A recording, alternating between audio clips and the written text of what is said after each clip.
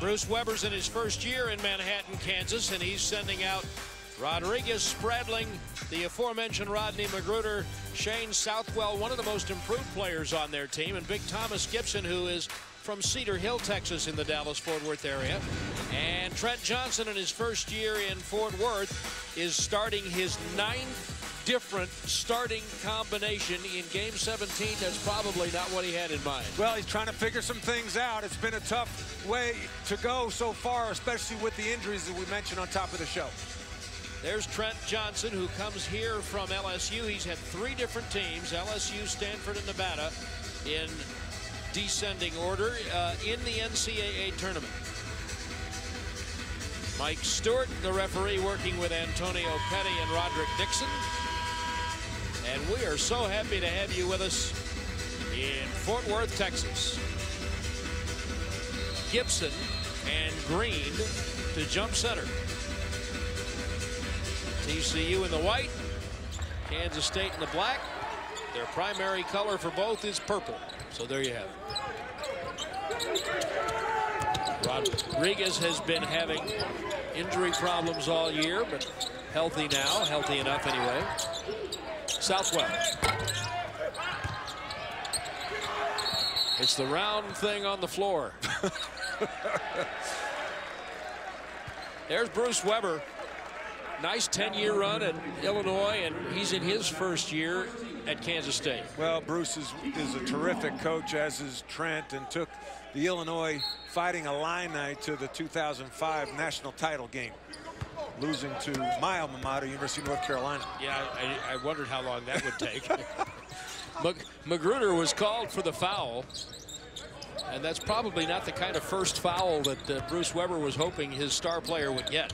Well, they can't afford for him to get foul, for Magruder to get in foul trouble. That's where most of their scoring comes from. Anderson, the engine for TCU, does a lot of things well. With pick and roll, with Green going to the low post. And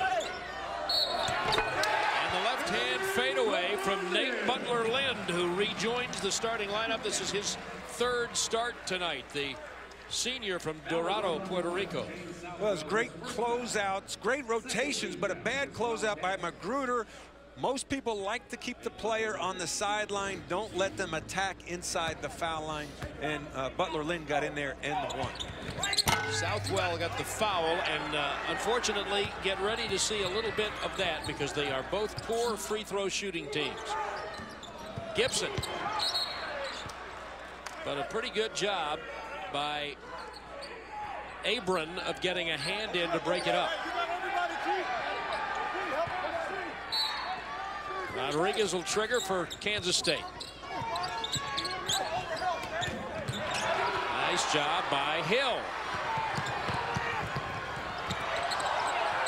He almost walked. A little too unselfish. I thought the shot should have been taken off the first pass. And what did Trent Johnson tell us today about when it's okay for his team to run? When they have numbers, 3-on-2, 2-on-1, but if it's 5-on-4, they want to pull it out and run a set play. First numbers for Magruder.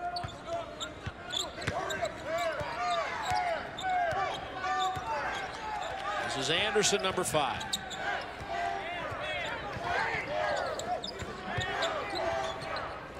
Butler-Lind to Green. Green is an athletic player and intriguing. He's one of the best athletes on the TCU team. Well, he comes by it honestly, considering his brother was the one who won the slam dunk contest a couple of years ago in the NBA, currently with the Indiana Pacers. Anderson with that 3. He's a 35% three-point shooter. TCU with the early lead.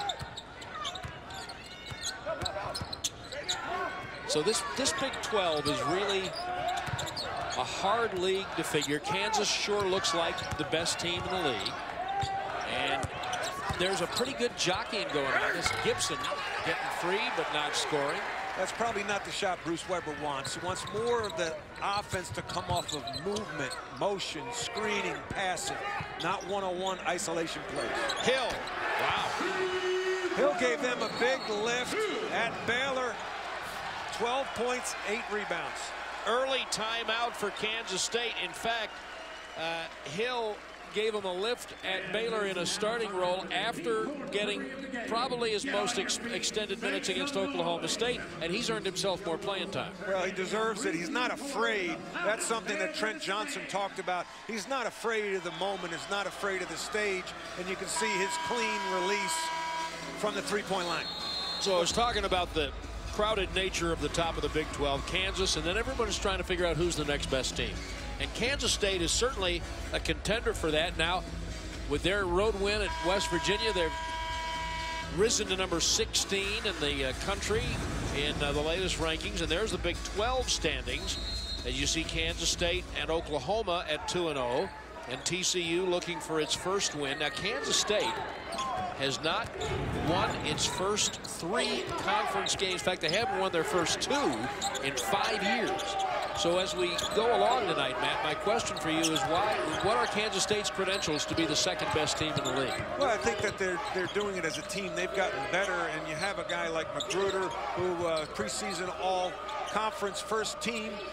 You have good pieces, and I think you have one of the better motion offensive coaches in the country on the bench in Bruce Weber. First sub on the floor for Kansas State is number 11, Nino Williams, a big sophomore from St. Louis. TCU with the same starting 5. Out to an 8-2 lead. So as a coach, your team won on the road, you got ranked, your team's been here for a couple days because school's not in yet. Are you? Your biggest fear is letdown, and that was I think Bruce's biggest concern coming to this game. You start feeling good about yourself, people are patting you on the back, you're ranked, you're 2-0 in a league play, you've won 6 in a row, you beat Florida in a big game, and now you think you're really good, and so that's the thing you got to guard against. The foul was the 3rd on the team and the 1st on Nino Williams. But that's part of the growing, and Bruce Weber has seen all of this before, and he's going to take the measure of his team tonight. And an extra step taken by Nate Butler-Lynn. And then we were talking to Trent Johnson today about what do you do to keep your team up when they're struggling. They're 0-3. And one of the things he's looking for is something good to happen. He wants to see if his team can stand prosperity as Magruder drains a 3. The thing about Magruder, you've got to watch him, and we'll try to show him running around on offense. He's perpetual motion, moving without the ball, and he's got some teammates that can set great screens to free him up for jump shots like that. It's TCU 8, Magruder 5. Butler-Lynn. Now this shot clock, keep an eye on that shot clock down in the lower right-hand corner in the red, because what people who watch TCU all the time say is if they shoot before 8 seconds, something's wrong. Green did not get as good a look as they would have liked. And there's a steal by K-State, Magruder. Montavious Irving, number 3, new into the K-State lineup. Irving's a senior from Fort Lauderdale. Magruder again.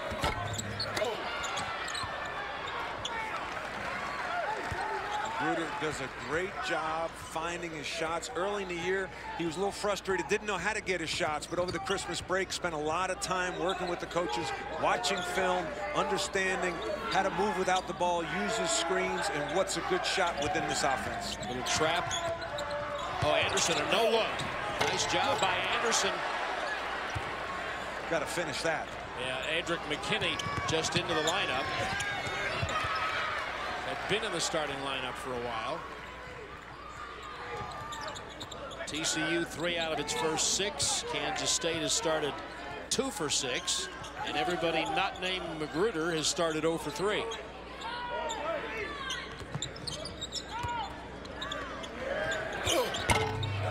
Green again, and number 21 is Big Jordan Enriquez, the senior from Port Chester, New York, played a lot of minutes last year, including many as a starter.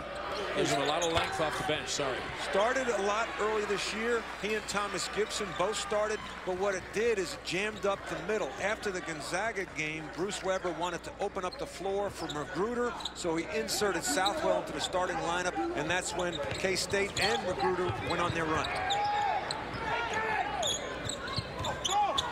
Hill.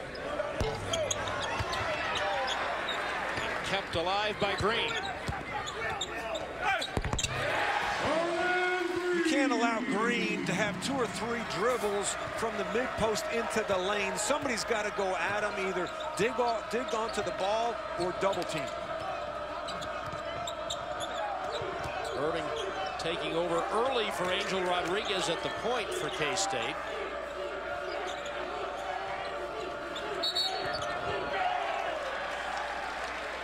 And this foul is going on Nino Williams.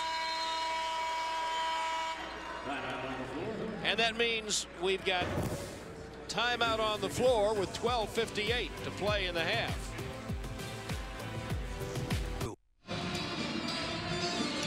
TCU 10-5 over 16th ranked Kansas State in the early going, and men's college basketball continues tomorrow night with a Pac-12 doubleheader.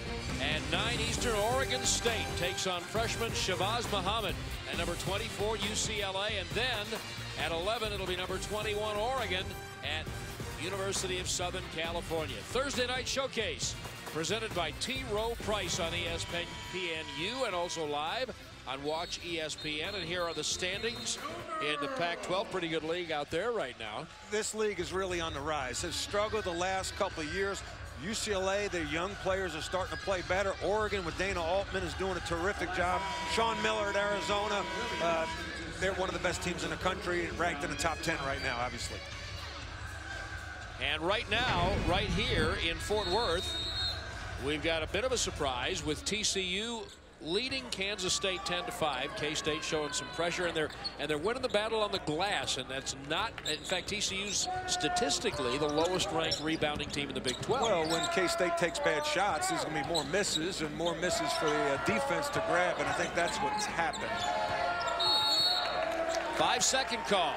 Bruce Weber talked earlier that when they fear the opponent, they run their offense more because they have to rely on each other. When they feel that they can beat somebody, that they're better than somebody, maybe they go too much one-on-one and don't rely on the motion offense. And I think as a result, we've seen some quick, bad shots out of the Wildcats early going. But you think that that's something offensively that is only going to improve for them the more they run? Well, motion offense is an acquired taste. It takes a lot of practice, and it only gets better with time as you're committed to it. And Bruce Weber is certainly committed to it. First team foul on TCU called on Edric McKinney. Well, that is one thing about running that particular style of play, is that it's hard to prepare for. Well, it's no set play. It's freelance. It's a freelance offense with parameters, screening, cutting. So it's hard to prepare for. It's not like the coach goes play number 2 and everyone knows what the opposition's doing. You got to trust your players to run that, don't you? Well, you have to trust your players. Exactly right. And defensively, you have to trust your defensive principles. So Enriquez got that first rebound of the miss by Adrian Diaz. And that foul, number 2 on TCU.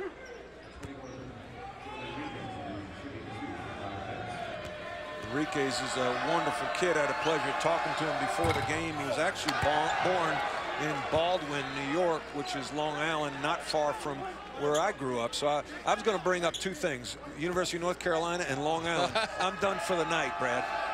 No, you're not. You may want to be, but you're not. Well, I'm done plugging my alma mater in my hometown. No, you don't have to be done with either one. You don't have to be done with either one. 10-6 TCU. This is just what Trent Johnson wants. He wants to ugly it up a little bit, all right, and be in position to win the game at the end. Oh, and the turnover wasn't what he wanted. Butler Lynn had a hand on it. This one is coming back Kansas State's way. This rematch between these teams Been 40 years in the making. We'll tell you all about that when we come back to Fort Worth. And make some noise for free t-shirts. TCU leading Kansas State by 4. And my home court is our week-long celebration of the great college basketball arenas and venues around the country. We mentioned earlier that this is the first meeting of these teams since 1999. It's the first meeting in Fort Worth since 1969, when Cotton Fitzsimmons was the head coach at K-State and the late, great Johnny Swaim was the head coach at TCU. Now, here's where you're done, Doherty. This is where we were talking before. I said, what were you doing in 1969? What were you doing? I was studying probably first grade. I was in first grade in 1969. Yeah, I was working at WWDC Radio in Washington in the summer between my junior and senior years in college, and I remember that first lunar landing. I watched that in my apartment, which was the size of this scoring table right here. And you probably had Led Zeppelin's. I had the album. I didn't go out and get it when it got released in '69. I promise you that. I waited a few years when I was in high school in the late '70s. I went out and got that one along with maybe the Steve Miller Band. But you could have afforded it with gas only 35 cents a gallon back then. I was delivering papers. That's what things were like in 1969. We should party like it was 1969, not 1999. All right, Kansas State hadn't scored from the floor in 5 minutes. And TCU, boy, they're getting a lot of hands on the basketball mat, and they're not able to hold it. It's not a matter of effort. That's the thing as a coach. When you're rebuilding a program, it's not a matter. You just want good effort, guys to work hard, and they're doing that for Trent Johnson. Southwell. And Rodriguez back in on the point. K-State's one of the better offensive rebounding teams in the league and one of the best rebounding teams in the country. Yeah, in fact, they're #1 in offensive rebounding in the Big 12 and among the best in that category in the U.S., as Matt says. And there's a hard collision. Number 20 is a big sophomore from Miami, Adrian Diaz. Now let's watch right here. This is typical Bruce Weber motion offense. The wide pin down, Southwell comes off, AD, Diaz comes to the basket. The two defenders go with Southwell. Great unselfish look.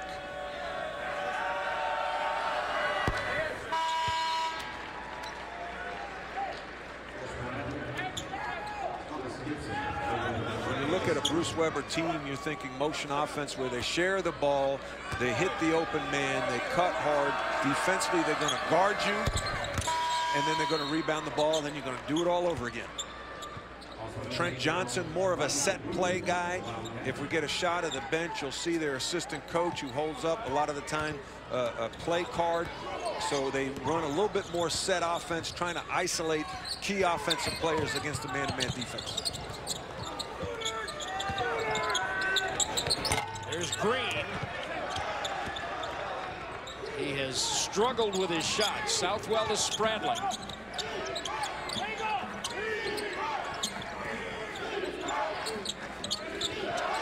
Magruder. Hello.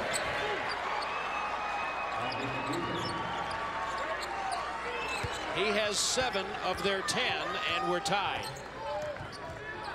And it took him a quarter of the game to catch up. A 5-point run for Kansas State. As Matt said, it's not a question of effort for TCU. They led Baylor at halftime in Waco on Saturday. All right, here we go with the typical back screen. Look at Thomas Gibson's back screen for Spradling, then another back screen for Magruder. Thomas Gibson, maybe not a gifted interior scorer, but his screening action. Watch Magruder set his man up. And again, Thomas Gibson, 6'7", about 275. He'd be a great defensive lineman for the Dallas Cowboys. The value he brings to this team is his screening.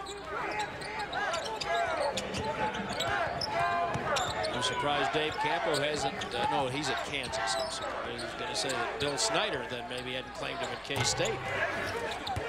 Spradling pulls down that rebound. He can do this. That's huge for Spradling and K-State, because he has struggled recently. And why did he struggle? Because Rodriguez went down, Irving went down with injuries for 2 games, UMKC and South Dakota. In those 2 games now, Shannon Spradling had to move to, Will Spradling, his dad Shannon, I always screw that up. Will had to go to the point, and it wore him out. Yeah. It wore him out because he had to get the team into offense, and then he also had to move off the screens and guard the opposing point guard.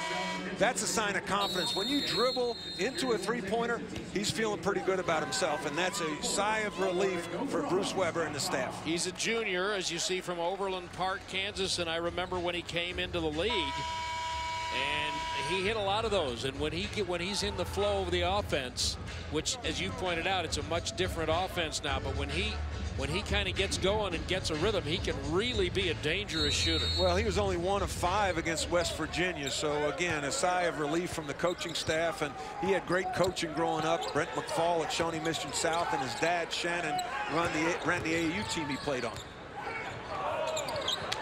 So K-State's first lead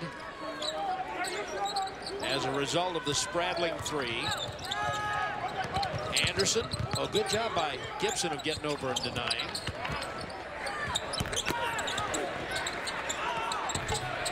Well, that's a pretty good follow by Devontae Abram. That's good possession. They got a good shot. Hill missed it badly, but Abram, that's what he's done. Abram, that's what he does, is rebound the basketball, shoots a high percentage from the field because he gets looks like that. Diaz getting extended minutes for him. Gibson, and Gibson is called for an offensive foul. Well, scouting report defense. Everybody has their strengths and weaknesses. Thomas Gibson's scouting report is right shoulder jump hook. So you're sitting on that right shoulder, as Abram did, got nailed for the offensive foul. There's some beef right there. Oh. Great scouting report defense. Trent Johnson has to be pleased with that. Gibson, who's got family and a lot of friends here tonight from Cedar Hill, Texas. He said he had about 40 folks coming. His mom, Cassandra, is a school administrator and great family. He's really matured, and I think that Frank Martin brought him there. Frank did good things with him, and Bruce Weber will continue to do good things with him. Anderson. Do you like the looks they get? I like some of them so far. I didn't like that look per se. I think, but other than that, they've gotten some pretty good looks. They're not a great shooting team. Enriquez, a nice little soft touch. Boy, if he can do that on a regular basis, that's a whole different dynamic for that team. It's nice to have a 4-man that can step away and open up the basket for cuts and drives. Hill was not worried about Enriquez coming in and getting in the way. Hill's got 5. That's proved to be a wise move by Trent Johnson to expand his playing time. Looks like Anderson's going to get called for this foul. Keon Anderson's first. Well, that's Keon's fault, but it's also probably the guy guarding the screener has to communicate that the screen is coming. Usually it's done in code, like black or, you know, obviously screen right. And he didn't turn his man to the screen where the help was. Catch and shoot by Magruder. Diaz rebounds. Wow. Wow. Diaz Right, hasn't been playing a whole lot of late, and that's house money that you're playing with. He can come off the bench and give you good minutes. Well, I like what Bruce Weber told us today, that he didn't like having 3 games in 3 weeks, but it gave him a lot of practice time. Look at the contributions he's getting from some of these bigs tonight. A nice look from Rodriguez. Huh? Wow, wow. That's great play by Rodriguez, and obviously Diaz has good hands, great length. Weak side defense needs to be in the lane. Diaz had only scored 1 basket in the last 6 coaches' decisions. See, that's a good shot, but the ball doesn't go in. So is that a player who's not a good shooter, or is he not working on his game in his free time? There's a classic pin down. Took his eye off the ball. Did Magruder. Spradling. Angel Rodriguez. You don't necessarily want your point guard on the offensive boards because he's not positioned to get back. And the foul on Enriquez, and that's going to be his first. K-State by 5. Hold on to your hats with that high scoring. Back to Fort Worth, Brad. Yeah, but I'll tell you what, Iowa State will come back. They'll score. They would. Don't worry. Now I know West Virginia is pretty good defensively, but Iowa State will score. But that Oklahoma, you know, their win over Oklahoma State was a big one on Saturday. And we were talking earlier, Matt, about the battle for who's next behind Kansas, and Oklahoma's making a little move. Well, the tie with that is Lon Kruger, who played and coached at K-State, now at Oklahoma, and Buddy Held is doing a great job. Over the last 4 games, he's had a 3.3 assist-to-turnover ratio, averaging 9 points, and a team high over 5 rebounds, 3 assists, and over 1 steal. Terrific freshman. So the last foul was on TCU's Abram, and Rodriguez has his first 3.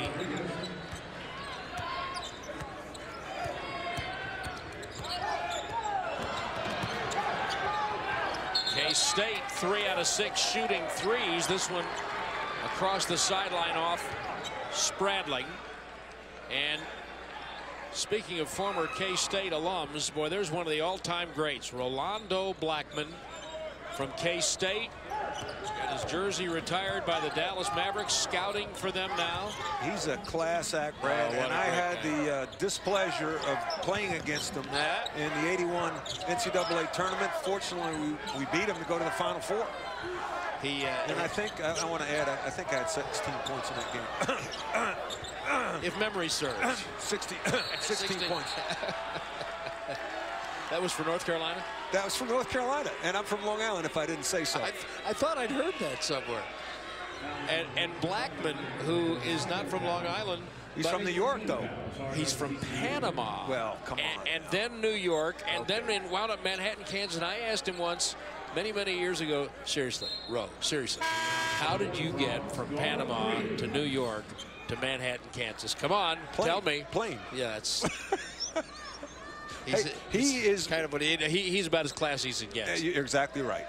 Great energy, great public speaker, great motivational speaker, genuine, passionate about life, passionate about basketball. I love being around that guy. Yeah. Put in the Texas Sports Hall of Fame in Waco just a couple of years ago for his great playing career with the Dallas Mavericks. Here it's 22-14, Kansas State.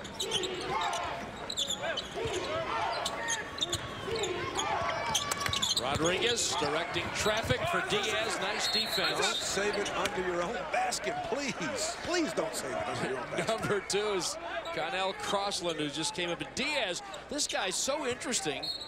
Matt and I are both saying, wow, every time he does something, because in the last 6 games, he's only played more than 3 minutes once. Look at Magruder. Might have got away with a little walk there, but that shows his strength. Magruder's got a good body on him, big shoulders, gets in the lane and can get a shot up. He's the guy Rolando Blackman and the other scouts are here to see mostly. They might walk away with Diaz on their notepad. Happens that way sometimes, doesn't it? It sure does. 9-point run for K-State, broken right there on the shot by Anderson. 2 threes for him.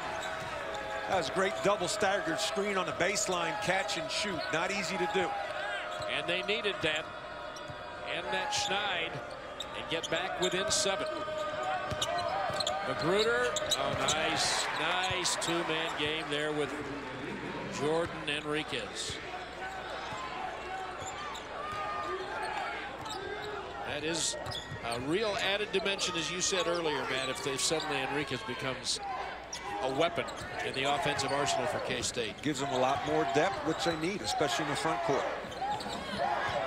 Look at him showing out there. See how active he is? He's very bouncy. Free, Anderson. Kinney. A lot of effort for the big senior from Trimble High School here in Fort Worth. Rigas. Okay, now This is 3-on-2, so they can run. They're allowed. It doesn't mean they have to shoot. They can run. Apparently, they have to think very carefully about shooting under those circumstances. 3:57 remaining in the first half. Kansas State fueled by Magruder and Enriquez. All a hoax. That bizarre story coming up at half. Brad. Oh, yeah. Oh, boy. ESPNU's coverage of college basketball continues with a doubleheader Saturday night at 7 Eastern. Number 25 Marquette squares off against Sean Kilpatrick and Cincinnati. And then at 9, it's an SEC matchup as Archie Goodwin and Kentucky take on the Auburn Tigers. That's Saturday night on ESPNU and also live on Watch ESPN. Yes, that Manti Te'o story is going to generate a few headlines for a little bit. It's going to be more like Manti Te'o. Man. This I'm looking is forward to seeing the. I'll be doing the Auburn-Kentucky game, and that's gonna. Auburn's starting to play pretty good ball in league play, and Kentucky's going to be scrambling to try to make sure they get to the NCAA tournament again. Yeah, how about that? It happens. It does happen. When you lose that much firepower and you try to replace it. They brought in great talent, but they didn't have the leadership or the point guard play. I'm talking about Kentucky. You know what? And you know this. The Big Blue Nation has a very short fuse on its sense of humor for things like not making the tournament. Now there's one they can take, and then Anderson's supposed to make it. Got to convert those. Terrific defensive play by Crossland to get him the ball. Just a 5-point game, though, right now. This is Irving. Well, Kean Anderson needs to do a better job on the defensive end. Big 3-ball for Irving. And the Wildcats 4 of 8 from outside the arc. Significant part of the game. Green struggled in Waco Saturday. He was 0 for 5. Now they force a turnover. 6th turnover by TCU. Watch the defense by Kean Anderson. He gets lost on those screens. He's got to hug his man, get a little tighter, and be there when he's coming off the second ball screen to contest. A little more fight defensively. And that's why number 3, Clyde Smith, is in the game now for TCU. Oh, Magruder. Great handoff. They had him pinned down into a dribble handoff, and Magruder took his time. The defender went under the screen, gave him a chance to catch his breath, check the wind, and fire in that 3.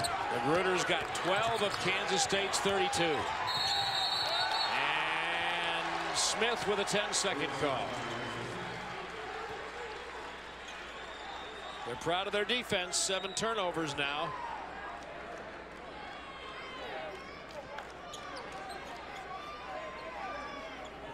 (32-21) Kansas State. Bruce Weber going a little deeper in the bench a little earlier in the game than normally might be the case. Well, Irvin's given him good minutes. He played very well in the Florida game. Great backup for Rodriguez.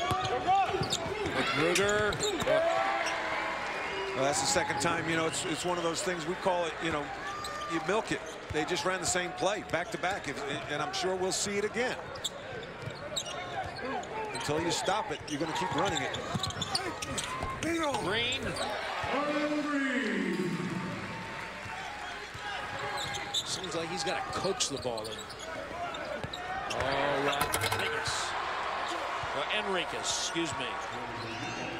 We'll give the credit there to Irving with the great pick and roll. The weak side defense was not paying attention to the pick and roll. They weren't there to help on the dunk.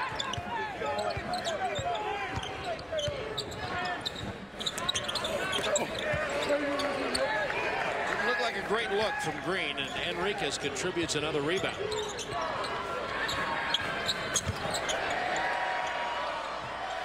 Speaking of, didn't look like a good look. Well, it was a good look. It's just a bad shot. But my concern, if I'm TCU, is you didn't find their leading scorer, and the guy who's averaging 22 points a game in league play. Granted, 2 games, you couldn't find him in transition. You gave him a wide open 3.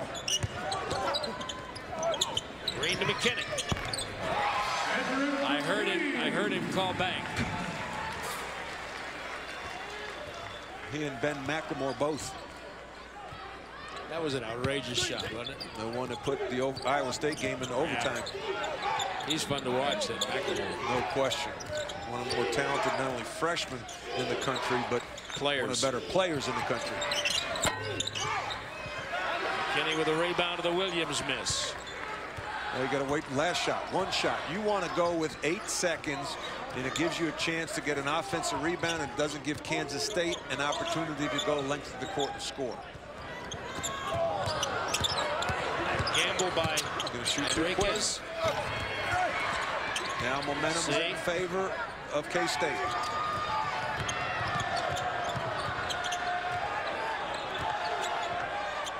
Well, I've seen this happen too many times this year. A team goes too early. How about that? Counted for Irving. And Irving shaken up. Ow.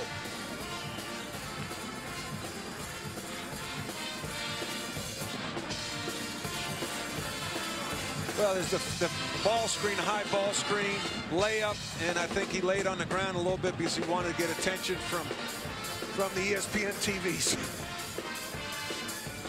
But the basket was good.